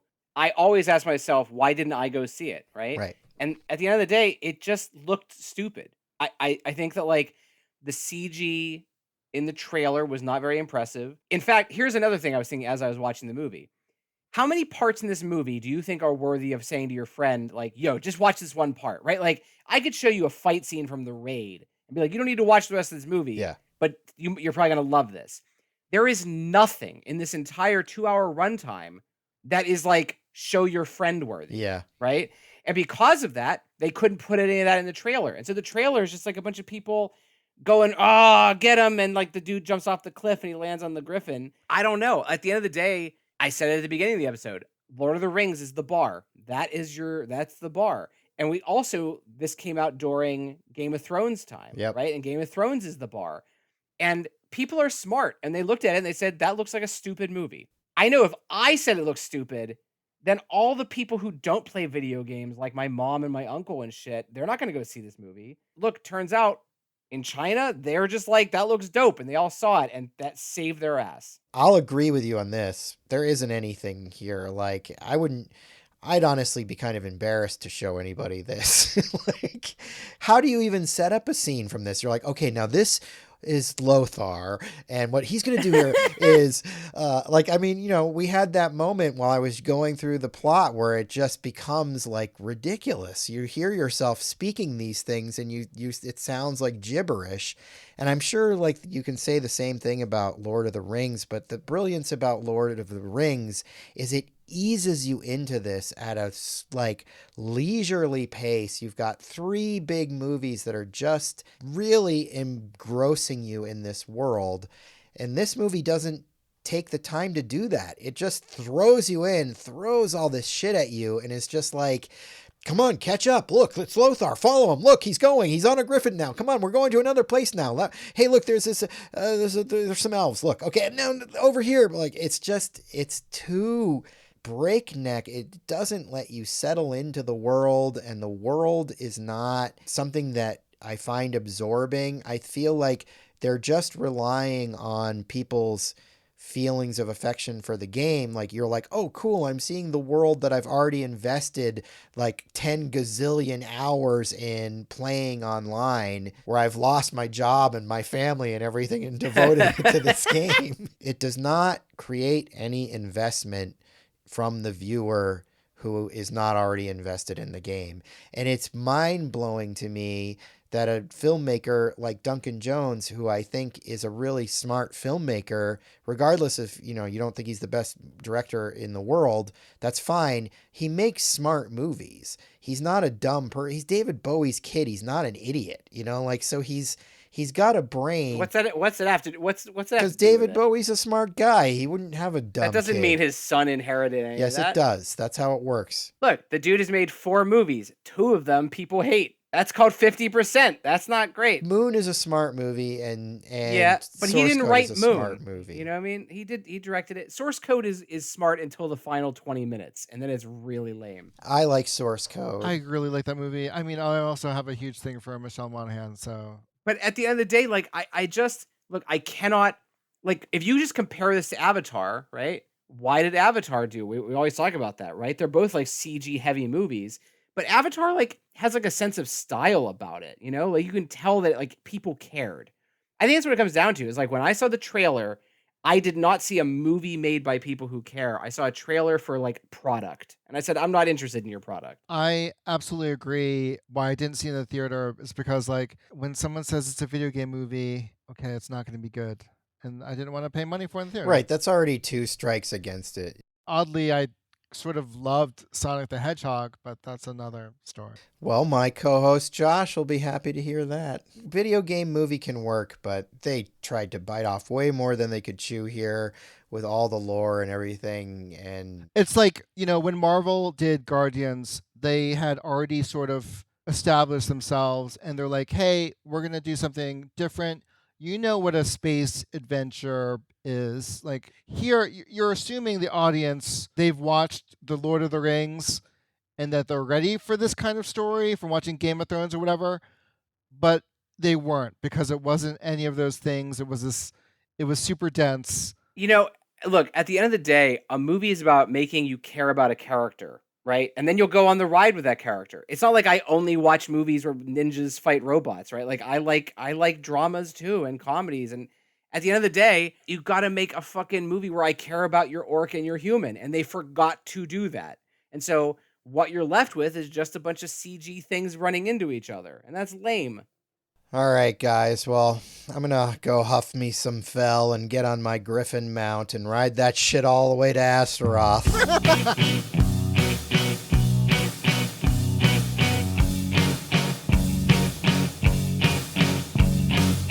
That about does it today for Tentpole Trauma. If you like what you heard, check out our social media presence on Instagram, Facebook, and Twitter. Just look for Tentpole Trauma. That was easy, wasn't it? If you like us, hit subscribe and leave us a sterling review on iTunes, if you dare. If you really like us, head over to patreon.com and get involved in one of our fabulous tiers. You'll be glad you did. Want to communicate with Tentpole Trauma? Send an email to tentpoletrauma@gmail.com. We'd love to hear from you. And who knows, one day you may even get your email read on one of our shows.